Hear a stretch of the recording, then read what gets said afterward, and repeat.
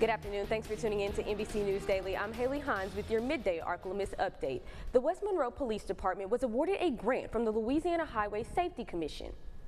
Through this grant, overtime funding is provided to enforce driving while impaired, occupant protection, and speed-related laws. These offenses often lead to serious bodily injury and/or death.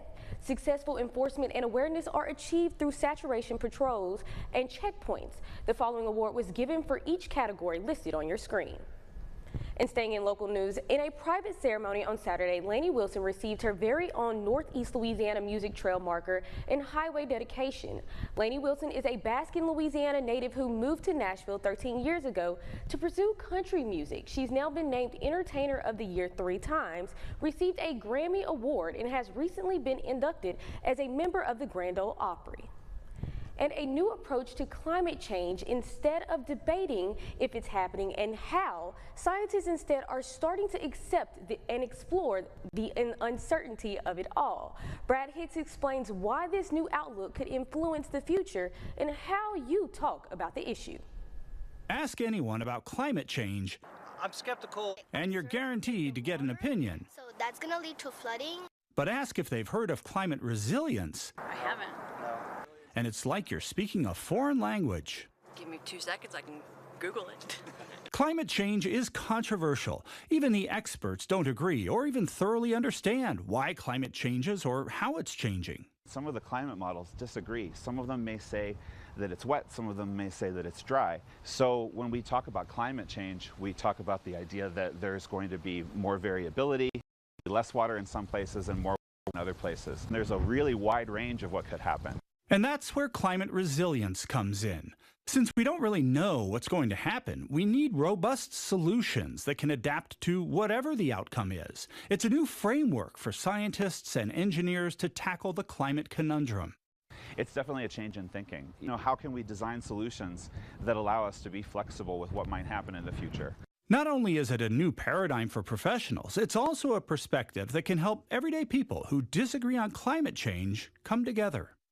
How do we frame these solutions in ways that people can understand? Susan Martin, with her company Virga Labs, is trying to make climate resilience the new topic in the climate conversation. It's less of a conversation about what's causing what we're seeing and more about how do we make sure that those changes don't end up in disasters. She uses engaging art to illustrate easy-to-understand stories that explain this new approach the experts are using to deal with uncertainty.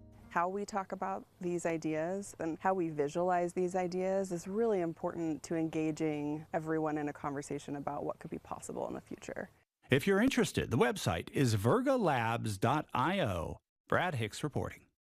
And now, exclusive Storm Tracker Doppler weather with meteorologist Chase Ward.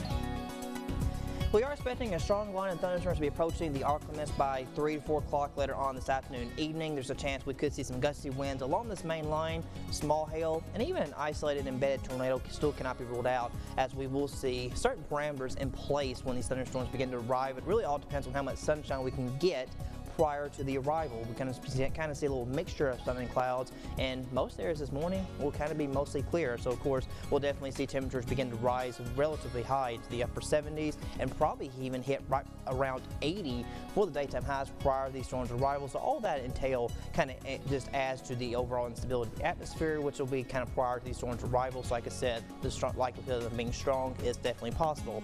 Now by tomorrow, after the front passes, we'll have a cool air mass move in and looking to be quite pleasant, not just tomorrow, but really throughout the rest of the week, as our temperatures do remain mostly seasonal, lower 60s and lots of sunshine. Marginal risk across our area for that threat we could say later on this evening. Tonight we're going to see temperatures fall just to the upper 50s with strong storms possible. Then for tomorrow, we will see mostly clear conditions becoming very pleasant and very nice. Look at the rest of the week. We'll be in the lower 60s with lots of sunshine. Even through the weekend, we will warm up a little bit by Sunday, but still mild in the upper 60s, hitting probably back to the 70s by next Monday with a turn of daytime clouds, and lows could be tapping